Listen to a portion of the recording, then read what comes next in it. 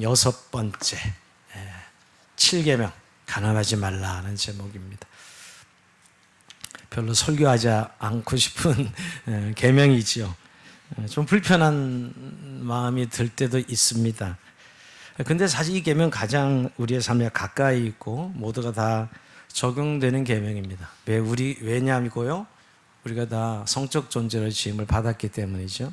남자와 여자로 성적 존재로 지음을 받았기 때문입니다. 그리고 또 조심스럽지만 오늘 우리 시대에 참 필요한 계명입니다. 너무나 오늘 성적 개방 세속 문화 속에서 살아가는 그리스도인들이 쉽게 범할 수 있는 죄이기 때문입니다. 그런 의미에서 오늘 말씀대로 우리가 이 계명의 뜻하는 하나님의 음성을 듣기를 원하고 이 말씀으로 우리의 가정이 세워지고 또 우리의 삶에 거룩한 삶이 세워지는 그런 은혜가 있기를 원합니다. 자, 가늠하지 말라. 오늘도 장로님 성경 봉독 좀 약간 쑥스러워하시는 것 같아요. 너무 짧아서. 지난 살인하지 말라 6글자였는데요. 오늘도 가늠하지 말라 6글자. 아마 이렇게 본문 읽는 건 처음일 거예요. 그죠? 6글자를 읽어본 적은요. 근데 오늘 이 계명에 담긴 의미는 아주 크고 묵직합니다. 사실은요. 그 내용은 엄청 넓은 계명입니다. 자, 이 가늠이라는 단어는 히브리 말로 나프라는 단어인데요. 한마디로 이 가늠이라는 단어는 결혼 안을 벗어난 다른 여러 모양의 육체적 관계를 뜻합니다.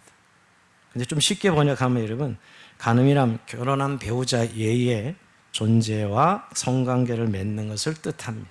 그러니까 결혼한 부부 이외의 모든 육체적 관계를 가늠으로 성경은 규정하고 있습니다.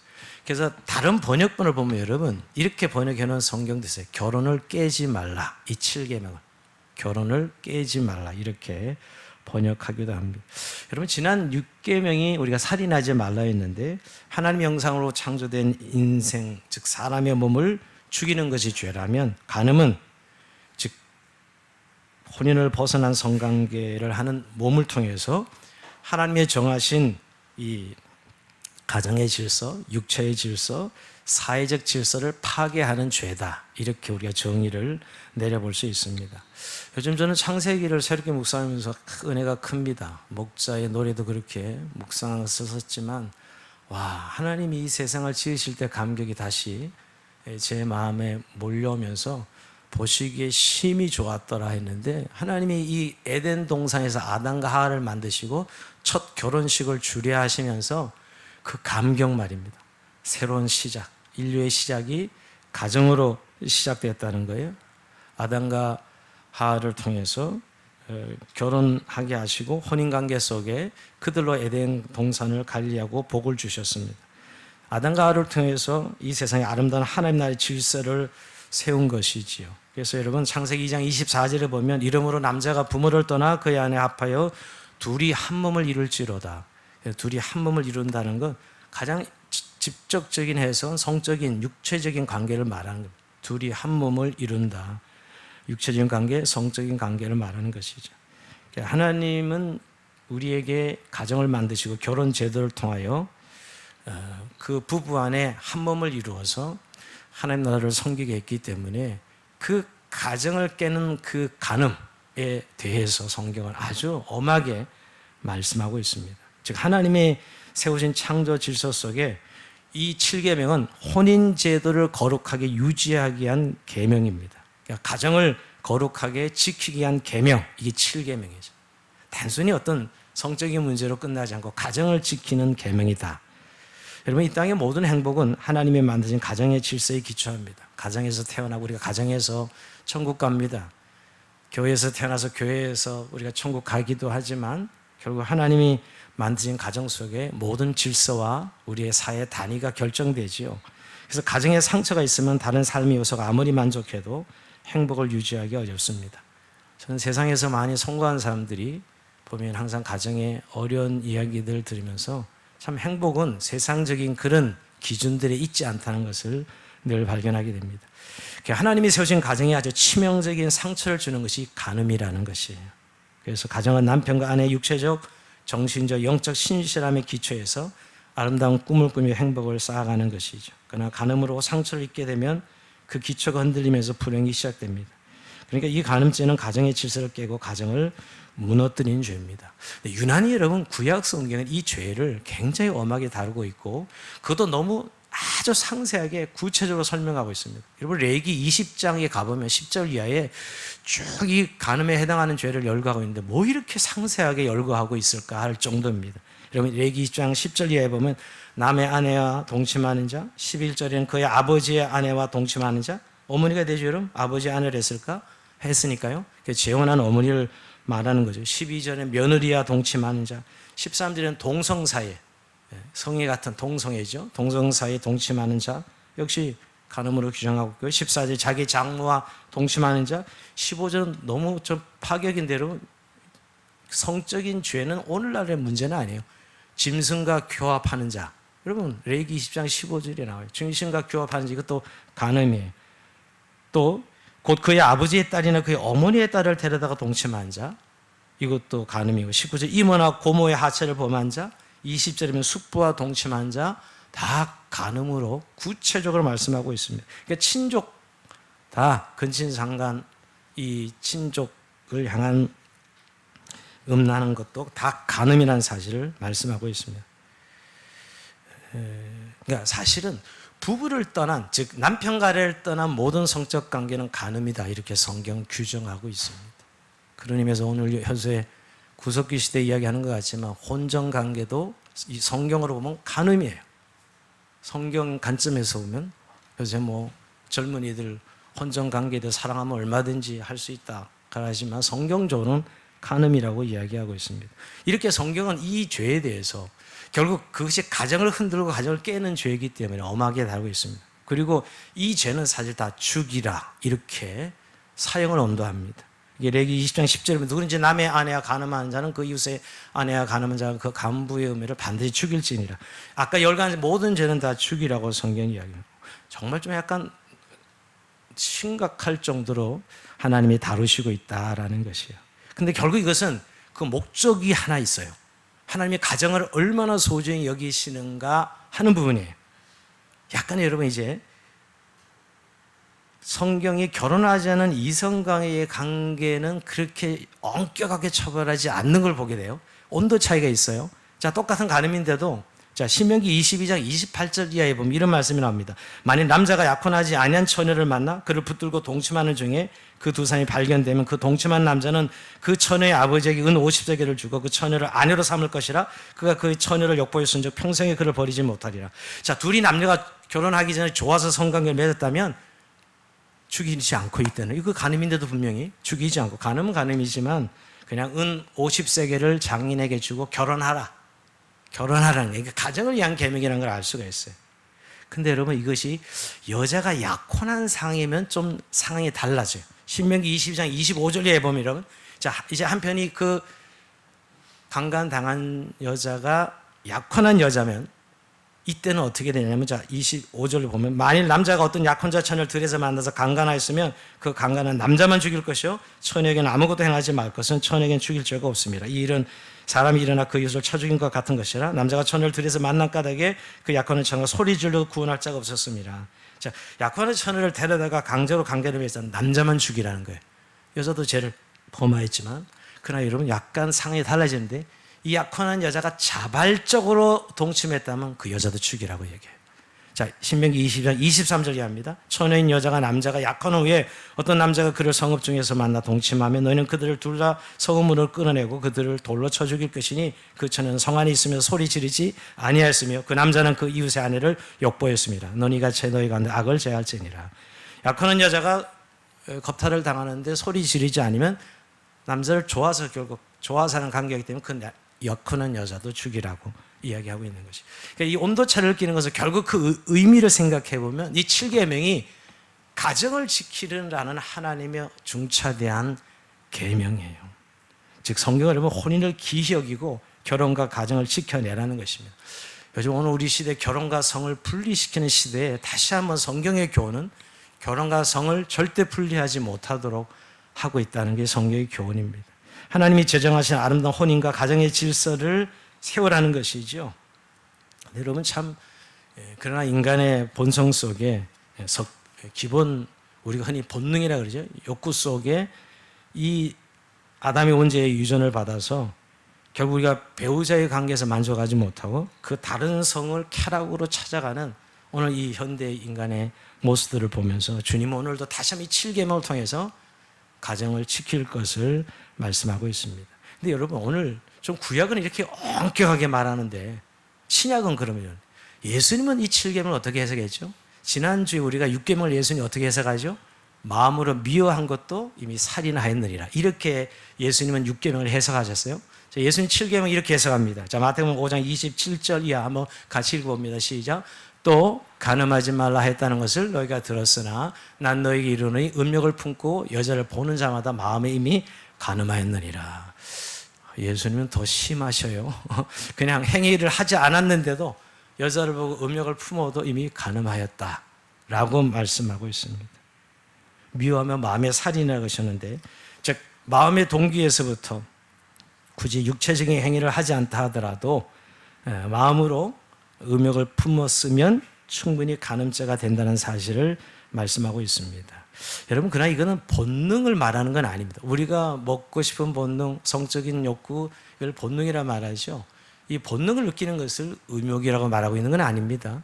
여러분, 음욕은 우리가 본능 속에 있기 때문에 지나가지만 음욕이란 건 그 욕망을 내 안에 품고 이미 생각하고 이미 상상하고 하는 행위가 음욕이죠. 근데 여러분, 전 이 약간 오늘 예수님께서 이 여자를 보고 음욕을 품었는데 개역 성경은 예전에는 이 거꾸로 여기는 보면 음욕을 품고 여자를 본다 그랬지요. 근데 개역 성경에는 여자를 보고 음욕을 품으면 이렇게 돼 있어요. 개역 성경이 좀 더 정확하다고 생각하는데 여자를 보고 음욕을 품으면 사실 이 음욕은 시각적인 것과 굉장히 관계가 깊습니다. 시각적 정보로 마음의 음욕이 일기도 하고 이미 있던 음욕이 시각적 정보로 더 불붙기도 하지요. 뭐 남성들은 충분히 이 말이 어떤 의미인지 이해가 될 거예요. 그러니까 시각적 정보로 음욕이 불붙기도 합니다. 근데 예수님이 여기에 대해서 어떻게 처방을 내리신지 아시죠?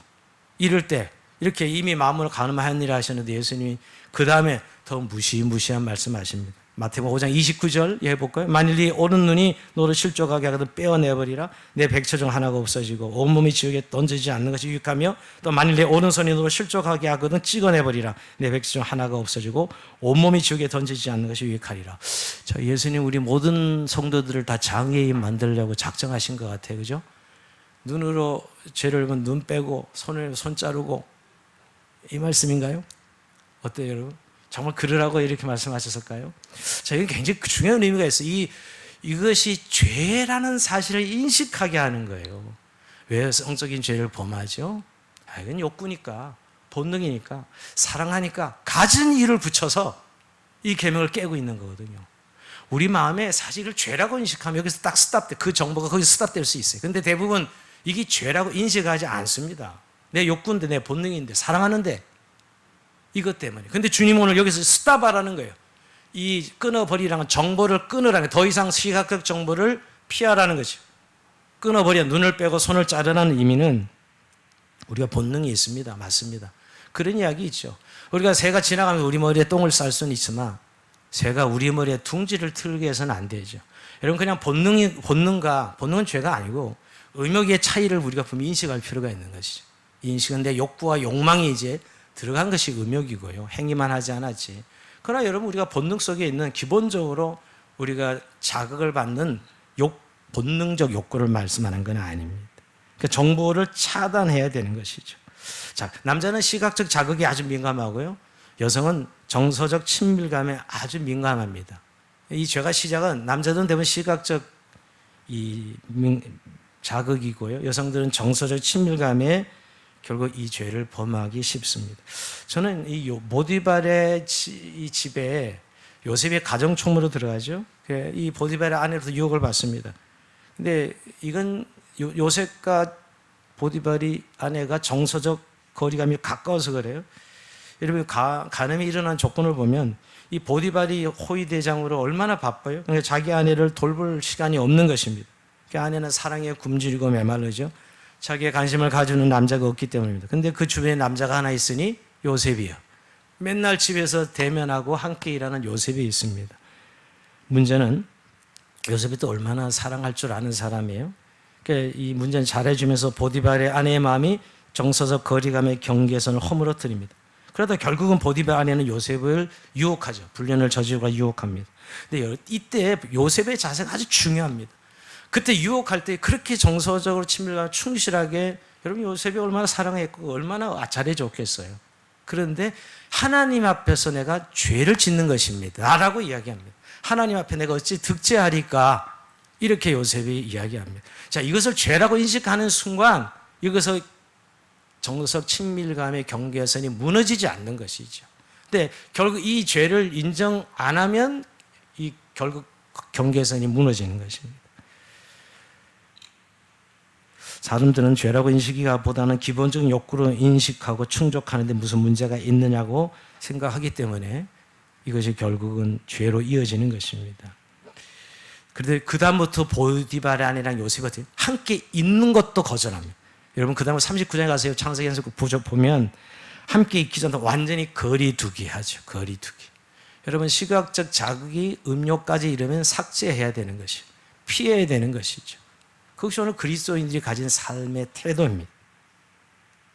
여러분 우리가 참 사회 속에, 직장 속에서, 아니 교회도 그렇죠. 이성 간에 이런 욕이 얼마든지 있을 수 있습니다. 이럴 때 우리가 인식만 하면 결국 거기에서 손을 자르고 눈을 빼라는 의미는 정보가 차단되면서 더 이상 넘어가지 않는 것이죠. 그래서 자기 가정을 지키도록 하나님이 주신 말씀입니다. 자, 그러면 여러분 좀 오늘 구체적으로 우리가 이 7계명에서 승리하려면 어떻게 해야 될까? 우리는 본질로 좀 돌아가야 됩니다. 사실은 우리가 너무 성적인 문제로 자꾸 이 문제를 보기 쉬운데, 근본적으로 하나님께서 결혼은 하나님의 언약인 걸 인식해야 돼요. 여러분 결혼이 내 행복, 요즘 우리의 가치관 속에 나의 어떤 누구 뭐 백마 타고 오고 뭐 왕자 공주를 만나고 참 이런 것으로 이 세상 속의 결혼 제도가 인식되어 있는데, 성경은 철두철미하게 하나님이 만드신 제도고요. 그리고 그 가정 거룩하며 결국 언약으로 이루어졌다는 것입니다. 여러분 계약으로 이루어졌다면 누가 한 사람이 깨면 깨버리면 그만입니다. 계약은 깨면 깨지지요. 그러나 언약은 깰 수 없습니다. 그럼에도 불구하고 하나님 우리 연약함을 아시고 그 언약을 깨는 한 가지 예종을 두시죠.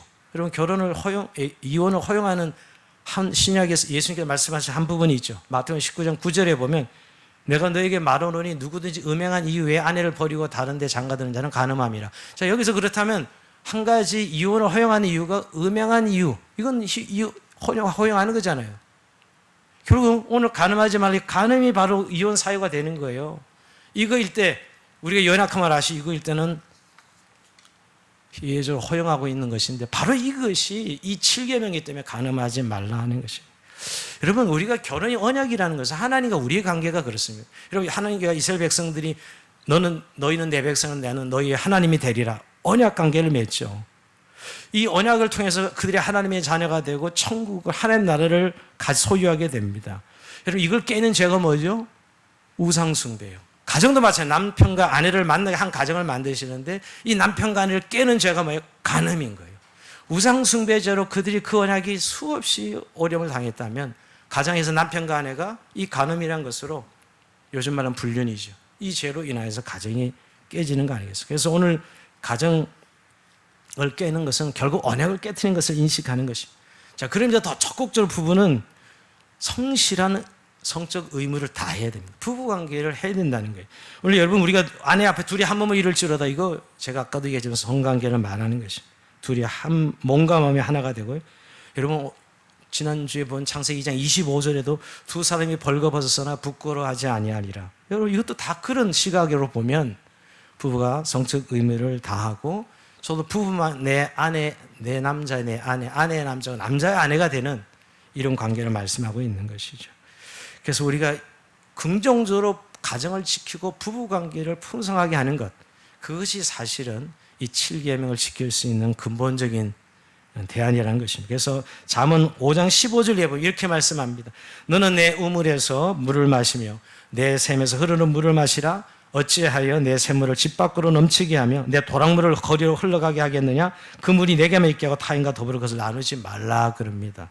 자, 이 샘물은 남편의 샘물일 수도 있고 아내의 샘물일 수도 있는데, 남편의 욕구일 수도 있고 아내의 욕구일 수도 있습니다. 왜 밖에서 발산하느냐, 부부관계는 절대 남이 끼어들 수 없다는 것이죠. 자, 이어지는 말씀은 더 구체적이에요. 잠언시 5장 18절 예번 내 셈으로 복되게 하라. 내가 젊어서 시한한 일을 즐거워하라. 그는 사랑스러운 안사순 같고 아름다운 암노루 같으리. 너는 그의 품을 항상 족하게 여기며 그의 산을 항상 연모하라.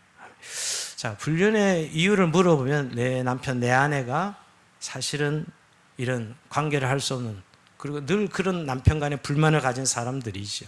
여러분, 그것이 정말 이 7계명을 범할 수 있는 이유가 되겠느냐는 것이, 사실 주님이 우리의 가정을 만들어 주신 것은 계속 부부가 그것을 개발하고 발전시키고 노력해야 되거든요.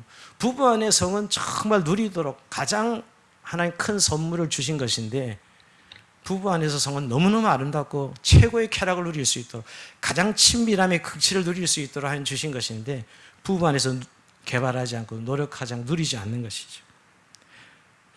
그래서 그러지 않고 사람을 바꿔달라고 자꾸 기도합니다.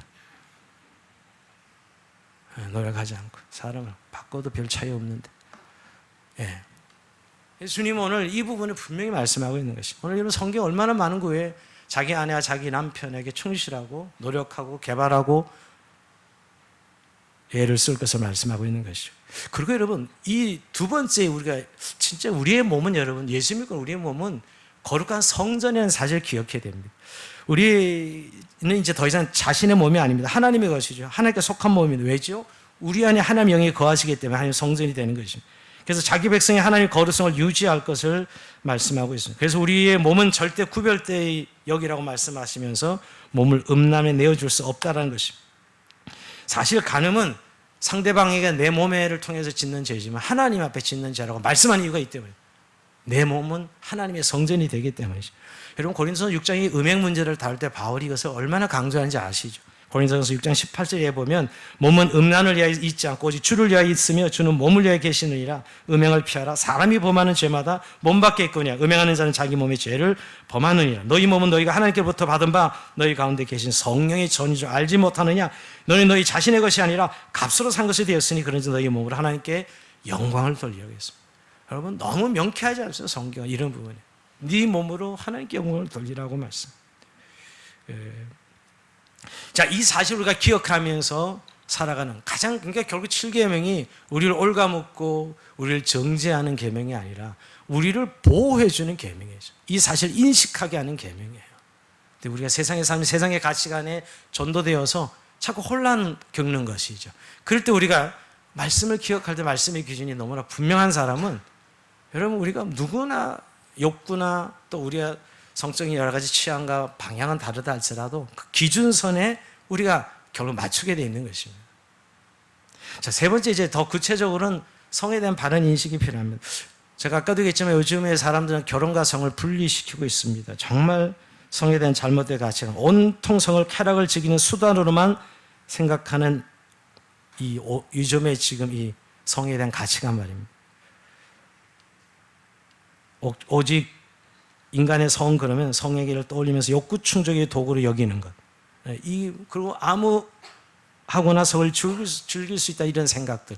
지금 오늘 우리 시대를 덮고 있는 드라마 속에서 흔히 나오는 것입니다. 그리고 요즘 이렇게 세상이 어렵게 되는, 저는 드라마가 큰 역할을 한다고 생각합니다. 그 불륜을 그렇게 아름답게 만들어내니 그 드라마 보면서 은혜를 받고 나도 해보고 싶다, 이런 은혜를 받아요. 너무 아름답게 그려내고 있으니까. 근데 여러분, 그로 인해서 고통받는 것이 얼마나 큰데 그건 안 그려내. 여러분, 그로 인해서 얼마나 많은 자녀들이 울고 고통을 받는데도 불구하고 그거는 별로 드라마가 그려내지 않습니다. 성에 대해서 우리가, 주님은 분명히 말씀하고, 너희는 이 세대를 본받지 말고, 너희는 이 세대를 본받지 말고라고 이야기합니다. 여러분, 성은 하나님께 주신 가장 선하고 아름다운 선물입니다. 부부 안에 누려진 최고의 쾌락과 친밀감의 가장 절정을 누리게 해주시는 선물이 성이에요. 이건 분명합니다. 사실 저는 근본주의자들의 이 태도를 저는 우리가 기독교 안에서 배제해야 된다고 생각해요. 우리는 좀 유교적이고 근본주의자, 예를 들어서 성을 불결하고 더럽고 이런 개념, 그래서 경건한 그리스도인이면 좀 성에 대해서 이런 생각을 가진 분들이 의외로 많습니다. 이건 잘못 가르치고 있는 것이죠. 여러분, 부부 안에 지은 성이 얼마나 아름답고 거룩한 것이며 그 성을 성경 거룩이라고 말씀하고 있거든요. 그런데 그것을 너무 근본주의, 즉 이 금욕주의자들이죠. 왜 그건 이게 육체와 영혼을 분리시키는 이웃는 자들이에요. 근본주의자들은. 여러분, 우리 육체 몸이 하나입니다. 하나님께서 우리가 이 세상 살아있을 때 우리 부부 안에 지은 성을 아름다운 신비한 연합을 통해서 부부가 사랑을 누리고 거룩한 행위로 주시고 그 결과가 생육하고 번성하게 하신 하나님 뜻이 이루어지는 것입니다. 자, 근데 여러분, 저는 이 7일 계명을 지키는 가장 중요한 한마디를 말씀드린다면 피하라입니다. 피하라. 성적 유혹을 받을 때 성경은 피하라고 이야기합니다. 디모데전서 6장 22절. 자, 보면요. 또한 너의 청년의 정욕을 피하고 그랬습니다. 여러분, 오늘 성적 유혹에 대하여 도전하라, 대적하라, 싸워라, 인내하라, 견디라 그렇게 말하지 않습니다. 피하라. 성경이 이렇게 이야기하고 있습니다. 피하는 것이 이기는 것이라고 말씀하고 있습니다. 성적 유혹을 받는 것은 굉장히 요즘 우리가 살아가는 세상에 자연스럽고 일반적입니다. 그 노래를 성경은 피하라고 이야기합니다. 요셉의 이야기 속에 보디베 아내가 유혹했을 때 요셉이 그 아내로 함께 있지도 아니하고 아예 범죄할 기회조차 가지지 않습니다. 가까이 하지 않습니다. 결국은 달려들어서 옷을 붙잡았지만 그 옷마저 내버려 두고 도망가죠. 여러분, 우리가 이 피하라는 의미를 잘 생각해 봐야 됩니다. 우리가 다이어트를 한다고 결단하면서 뷔페 식당에 다니는 것은 적절하지 않습니다. 뷔페에 가면 그렇게 되지 않죠. 근데 내가 얼마나 잘 참을 수 있나. 다이어트 결정해놓고 뷔페 식당을 출입한다면 이건 만영이죠. 여러분, 성경은 성적 유혹 앞에 우리가 절대 당할 수 없다고 이야기하고 피하라고 이야기합니다. 잠언 6장 27절에 이렇게 말씀합니다. 사람이 불을 품에 품고서 어찌 그것을 타지 아니하겠으며 사람이 숯불을 밟고서 어찌 그의 발이 되지 아니하겠느냐. 그 다음 29절은 여러분 찾아서 읽어보십시오. 안 읽겠습니다. 여러분, 이 말씀 보면 어찌 불을 품고 불 타는 건 너무 당연하고 숯불을 밟는데 어떻게 타지 않겠느냐. 피하라는 것이죠. 여러분, 어거스틴도 젊은 날에 아주 방탕하고 음란한 그런 사람이었습니다. 그러나 그가 예수님을 만나고 회심하고 나서 어거스틴이 어느 날 한 여인을 만납니다. 예전에 방탕했던 시로 돌아났던 여인이 쫓아오는 거예요. 어거스틴을 알아보고. 그러니까 어거스틴이 막 도망가니까 나요 나라고 이렇게 소리 지르니까 어거스틴이 하는 말이 너는 너지만 내가 아닙니다. 그랬다고 합니다. 여러분, 우리가 하나님의 자녀가 되었는데 아직 하나님의 자녀로서의 이 정체성에 대한 본질을 놓으면 그냥 다 잃어버리는 겁니다. 오늘 이 7계명에는 여러분 사실은 하나님이 여러분 창세기부터 요한계시록을 잘 읽어보면 이 음란에 대해서 이 성적인 범죄에 대해서 하나님 심판이 있다는 것을 여러분 여실히 성경을 통해서 계속 찾아볼 수 있을 것이고요. 또 한 가지 이 죄가 무서운 것은 내 몸이 망가집니다. 여러분, 쾌락은 더 큰 쾌락을 요구합니다. 쾌락은 끝이 없습니다. 그래서 몸이 망가진 것이고요. 또 하나는 가정이 파괴되는 것입니다. 그래서 오늘 하나님은 이 거룩함을 오늘 이 성적인 문제에서 다루고 있습니다. 데살로니가전서 4장 3절 5절 볼까요?